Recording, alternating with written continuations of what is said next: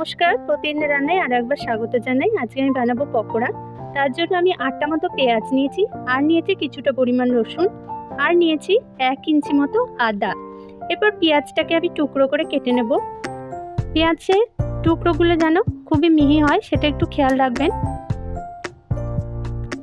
এরপর রসুনটা আর আদাটা আমি একটু গ্রেট করে নিচ্ছি। এরপর একটা মিক্সিং বোল নিয়েছি, এর মধ্যে নিয়ে নিচ্ছি কুচানো পেঁয়াজটা নিয়ে নিচ্ছি, আর আদা রসুনটাও এর মধ্যেই নিয়ে নিচ্ছি। এরপর এর মধ্যে দিয়ে দেব 5 টেবিল চামচ মতো বেসন। দেখুন দোকানের মতো পকোড়া কিন্তু রেডি হয়ে যাবে। আর দিয়ে দিচ্ছি স্বাদ অনুযায়ী লবণ। এরপর একটু মিশিয়ে নেব। তারপর এর মধ্যে দিয়ে দেব সামান্য পরিমাণ হলুদটা দিলে কালারটা ভালো আসে। আর আপনারা যদি চান একটুখানি খাবার সোডাও ব্যবহার করতে পারেন, তবে না দিলেও কোনো অসুবিধা নেই।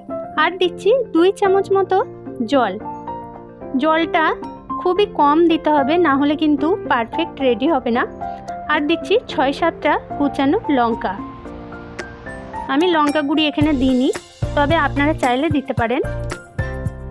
এরপর সমস্ত উপকরণগুলিকে হাতের সাহায্যে আমি মেখে নিচ্ছি।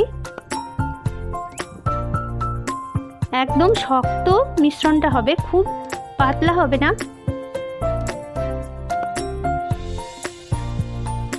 কিছুক্ষণ রাখলেই কিন্তু এর মধ্যে থেকে একটু জল বের হবে, যেহেতু লবণ দেওয়া আছে।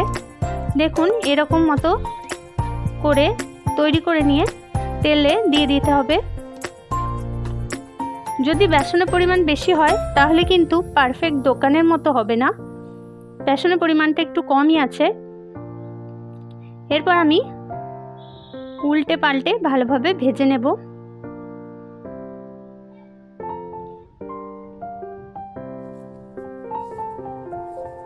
গ্যাসের ফ্লেমটা কিন্তু লো টু মিডিয়ামে থাকবে, খুব হাই করে দিলে চলবে না। এরপর খুন্তির সাহায্যে এভাবে করে চেপে চেপে আমি এটাকে ভেতরের কাঁচা অংশটা এইভাবে আমি চেপে চেপে ভালোভাবে ভেজে নেব। এভাবে চাপ দিলে কি হয়, একদম সুন্দর শেপ তৈরি হবে।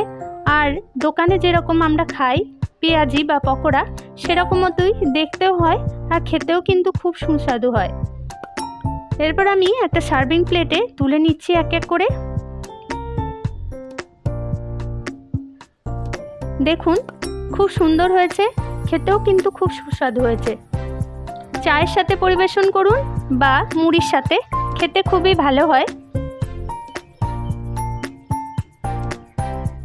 এভাবে একবার বানিয়ে দেখবেন,